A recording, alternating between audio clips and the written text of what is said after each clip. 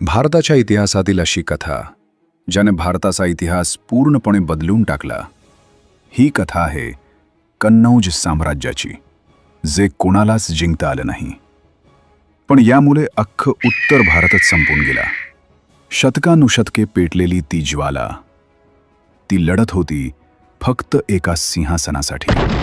ही गोष्ट आहे एक सिंहासन आणि तिघा सम्राटांची, ज्यांचे एकच लक्ष्य कन्नौज, उत्तर भारताचं हृदय, वैभवाचं केंद्र, सोन्याचं भांडार, ज्याच्या मुकुटात कन्नौज, तोच खरा हिंदुस्थानचा सम्राट.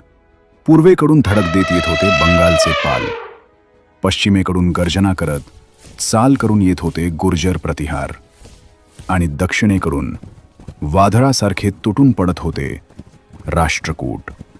इतिहासाने या महासंग्रामाला एक नाव दिलं, त्रिपक्षीय संघर्ष. संपूर्ण 2 शतके, 8व्या ते 10व्या शतकापर्यंत हा संघर्ष चाललेला.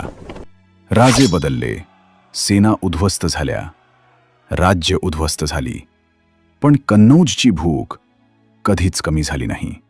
कधी पालांनी झेंडा रोवला, कधी प्रतिहारांनी सत्ता हिसकावून घेतली, तर कधी राष्ट्रकूटांनी दोघांनाही चिरडून टाकलं.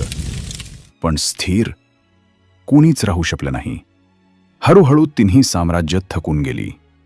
खजिने रिकामे, सेना मोडकळीस, आणि उत्तर भारत पूर्णपणे लयास गेला. परिणाम काय? कन्नौज जिंकला कोणालाच नाही, पण हरलं अख्खं उत्तर भारत.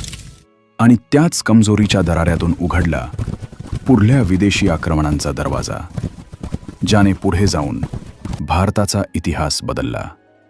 विचार करा, जर ते तिघे एकत्र उभे राहिले असते तर कदाचित भारताचा इतिहास आज काही वेगळाच दिसला असता.